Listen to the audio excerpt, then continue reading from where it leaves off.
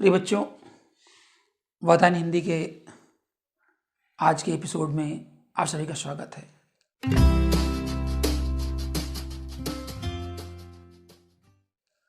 क्योंकि आज हम बड़ा ही महत्वपूर्ण टॉपिक लेकर के आपके समक्ष उपस्थित हैं।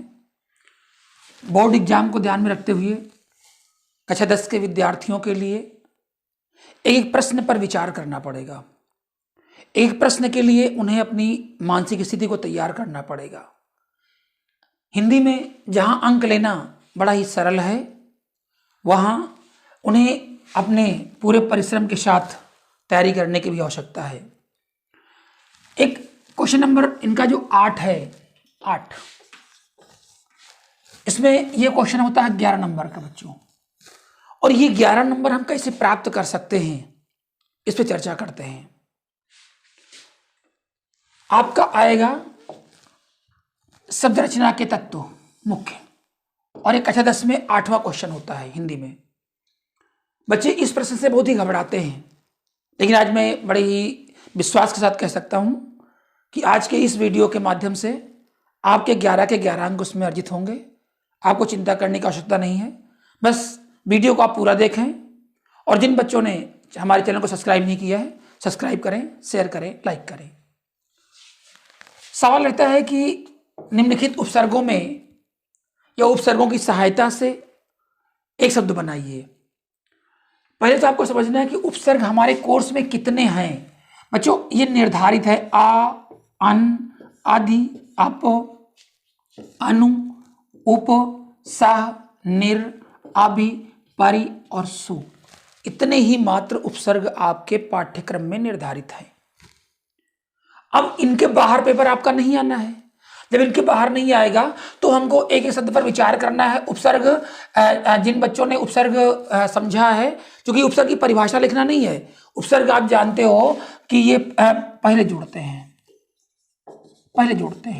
हमने अपने उपसर्ग और प्रत्यय के वीडियो में इस बात को डिटेल से बताया है, वहां पर भी आप जाकर के देख सकते हैं।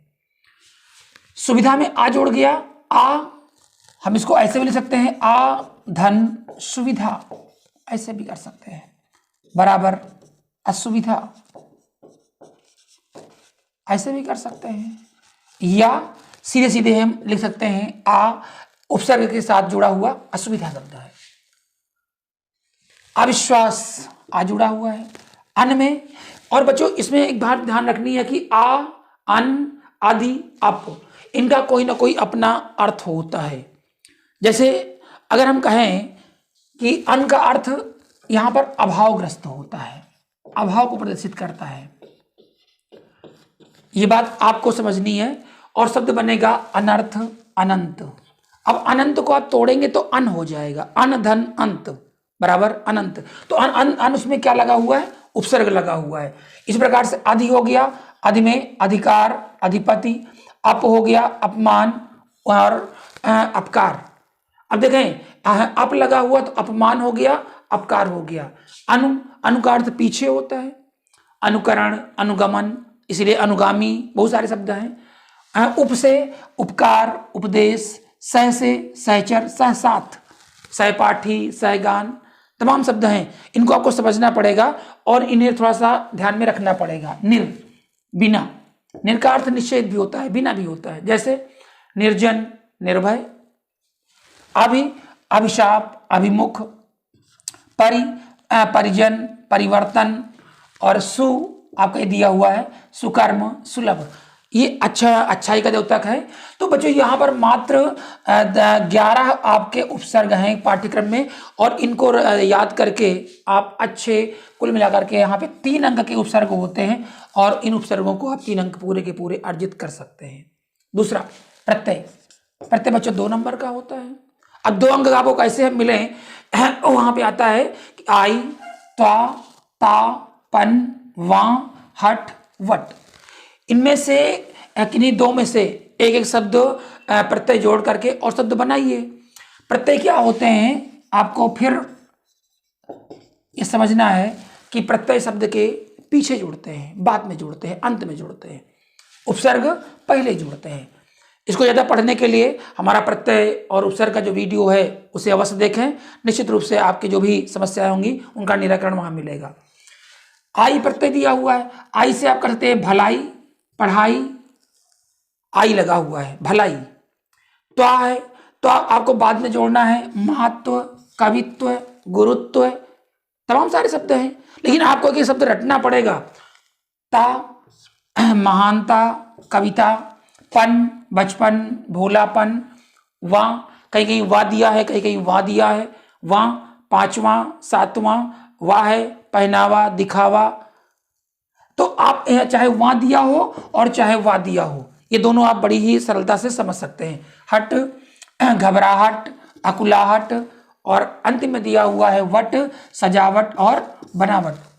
बच्चों केवल आपके ये 3, 3, 6, 7 कुल 7 प्रत्यय ही आपके पाठ्यक्रम में निर्धारित किए गए हैं। आपको अतिरिक्त नहीं पढ़ना है। आप अगर अतिरिक्त पढ़ेंगे तो हमारा समय का नुकसान होगा। हमें अपने समय का सदुपयोग करना है।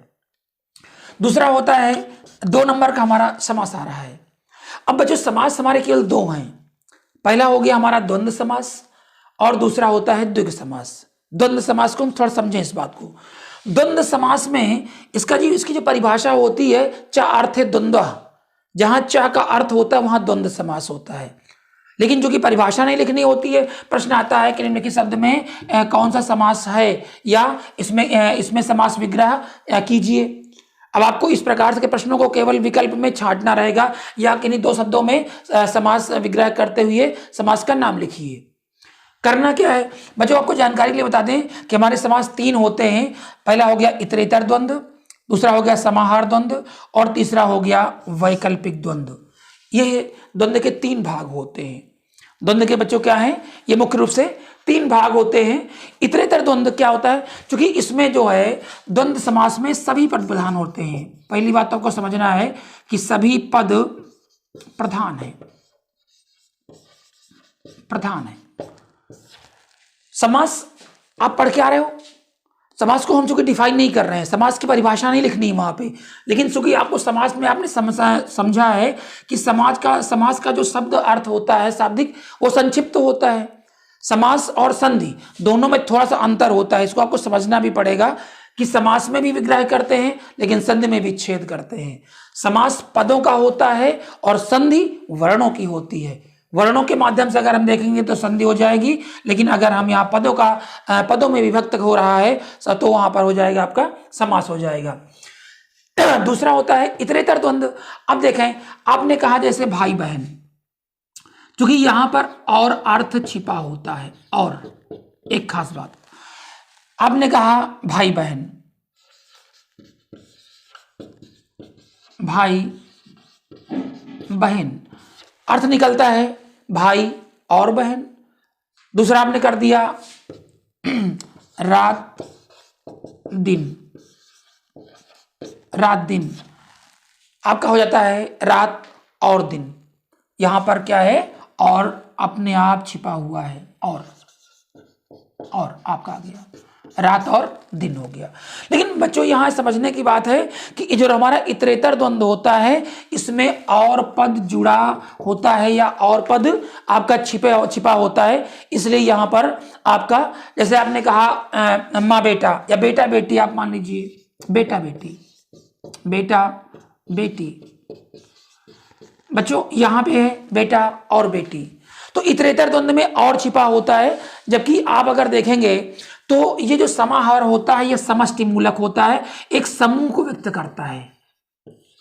समाहार में समझने के लिए है आपको कि समाहार इतरेतर द्वंद्व कहां पर होगा और कहां पर समाहार द्वंद्व होगा। समाहार में आपको समझना पड़ेगा कि ये एक समूह का बोध कराता है, और यहां पर जब समूह का बोध होता है तो वहां पर आप इतरेतर द्वंद्व होता है, यानी उन दोनों के अतिरिक्त एक तीसरे का भी बोध कराता है, वो तीसरे का भी बोध कराएगा। जैसे उदाहरण के तौर पर आप देखेंगे तो हम कह सकते हैं समाहार द्वंद्व के उसमें, जैसे हमने कहा हाथ पांव, हमने उदाहरण दिया हाथ पांव। हाथ पांव का अर्थ हुआ हाथ और पांव और भी शरीर, इसका अर्थ ये नहीं हुआ कि केवल हाथ और पांव ही हो गया। हाथ पांव का अर्थ होता है कि आपको हाथ पांव के अतिरिक्त भी और कुछ समझना पड़ता है। जैसे आपने दिया है कि लूला लंगड़ा। अब बच्चों यहाँ पर कहीं कहीं ऐसा होता है कि वहां पर विरोधाभास में जो शब्द होते हैं, जैसे वैकल्पिक द्वंद्व में अगर देखा जाए तो आपका हो जाता है पाप पुण्य, पाप पुण्य। अब यहां देखेंगे तो चूंकि इसमें या अथवा का प्रयोग होता है, वहां और का प्रयोग नहीं होता है, यानी पाप और पुण्य नहीं है, पाप या पुण्य है। आप देखेंगे कि वैकल्पिक द्वंद्व में ये आपका एक अलग हो जाता है। जैसे आपने कह दिया भला बुरा, भला बुरा। अब भला और बुरा नहीं है, भला अथवा बुरा एक हो गया। जबकि समाहार द्वंद्व को अगर देखेंगे तो समाहार द्वंद्व में आपका हो गया जैसे भूखा प्यासा, भूखा प्यासा। यहां पे यानी वो भूखा प्यासा था, भूखा और प्यासा था, भूखा के साथ साथ वो और कुछ भी था। भूखा प्यासा का जो अर्थ हो रहा है बच्चों, इसका अर्थ ही होता है जैसे अंधा बहरा। अब अंधा बहरा हो गया वो तो, लेकिन यहां पर एक बात ध्यान रखनी है समाहार द्वंद्व में कि भूखा प्यासा, हाथ पांव, अंधा बहरा, ये सब जितने भी उदाहरण होते हैं बच्चों, ये सब समाहार द्वंद्व के होते हैं। लेकिन आपको आपके यहाँ जो पाठ्यक्रम निर्धारित है वह द्वंद्व समास का ही है और सभी में द्वंद्व समास ही होता है। यहाँ एक महत्वपूर्ण बात ध्यान देने की है कि जब हमारे मुख्य रूप से दोनों पद विशेषण होते हैं, अर्थात जब दोनों विशेषण हो और विशेषण के ही अर्थ में आए, आप ध्यान रखिएगा, दोनों पद के हमारे क्या होंगे, विशेषण होंगे और दोनों ही पद विशेषण के रूप में आएंगे, तो वहां पर द्वंद्व समास नहीं बल्कि कर्मधारय समास होता है। अगर दोनों पद हमारे विशेषण हैं और दोनों ही पद विशेषण के रूप में आ रहे हैं तो वहां पर आपका द्वंद्व समास नहीं होता है। जैसे इस गांव के लोग अंधे बहरे हैं। अब देखें बच्चों, अंधे और बहरे, अंधे बहरे हैं, लेकिन यहां अगर अंधे बहरे हैं वो प्रयोग करके कहा गया कि इस गांव के लोग अंधे बहरे हैं। गांव के लोग क्या हैं, अंधे बहरे।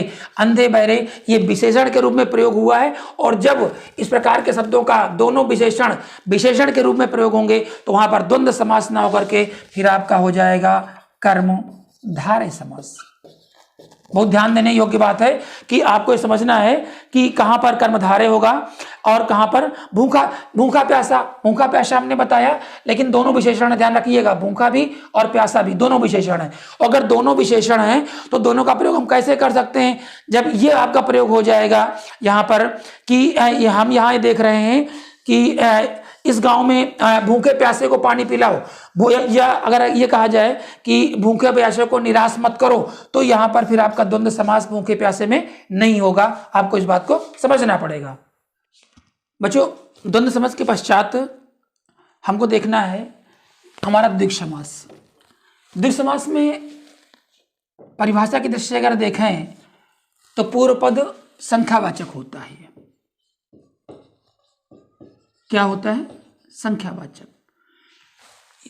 हमारा जो पूर्व पद है द्विग समास में ये आपका संख्यावाचक होगा। उदाहरण देखें आप, यहाँ पे हमने कई उदाहरण नोट किए हैं। समस्त पद आपका है उदाहरण के रूप में त्रिभुवन, और जब समास विग्रह करेंगे तो हो जाएगा तीन भुवनों का समूह। तीन त्रिगुण, इसी तरह त्रिगुण देखें, त्रिगुण में क्या है, पहला शब्द आपका पूर्व पद क्या है, तीन, और जब पहला पद हमारा संख्यावाचक होगा तो वहां पर आपका द्विग समास हो जाएगा। तीन गुणों का समूह। चतुर्युग, चतुर्युग में चार युगों का समाहार या चार युगों का समूह। इसी प्रकार से पंचवटी लिखा हुआ है, पंचवटी पांच वटों का समूह का समाहार। पंचपात्र, पांच पात्रों का समाहार। चवन्नी, चार आनों का समाहार। या आप कर सकते हैं नवरत्न, नवग्रह, जितने भी शब्द हैं बच्चों, इस प्रकार के जो पहला पद हमारा संख्यावाची हो वहां पर आपका द्विग समास हो जाएगा और ये आपको छांटने में कोई असुविधा नहीं होनी है। दूसरा, तत्सम और तद्भव। बच्चों, इसके पहले भी हमने तत्सम और तद्भव एक वीडियो में बड़ी डिटेल समझाया है, वहां से आप देखेंगे। क्योंकि ये निश्चित रूप से आपको 2 नंबर कैसे मिलें, इसके लिए आपको कुछ जैसे आग हो गया, अग्नि हो गया। अब अग्नि ये आपका क्या है, शुद्ध रूप है, लेकिन जब बिगड़ा हुआ रूप आप देखते हैं, तद्भव देखते हैं, तो हो जाता है आग। अगला हो गया आपका कार्य। अब कार्य को आप देख रहे हो बच्चों, तो कार्य तो हम लोग बोलते रहते हैं, लेकिन कार्य में अगर यहां पर दिया गया काम, काम, तो काम में आपका हो जाता है शुद्ध शब्द कर्म, शुद्ध शब्द कर्म हो जाता है। तो हमको ये देखना है कि तत्सम हमारा क्या है और तद्भव क्या है।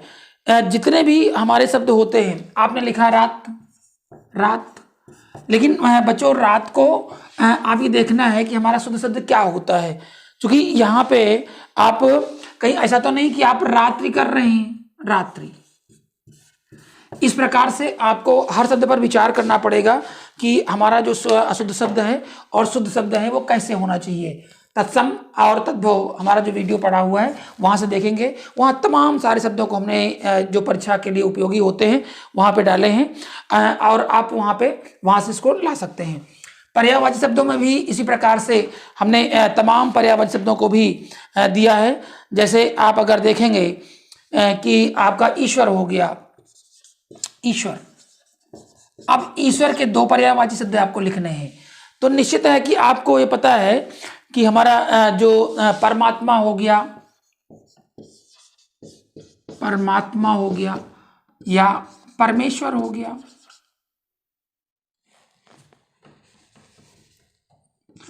परमेश्वर। इसी प्रकार से आपने कमल कर लिया, कमल हो गया, आपका हो जाएगा जलज, पंकज हो गया।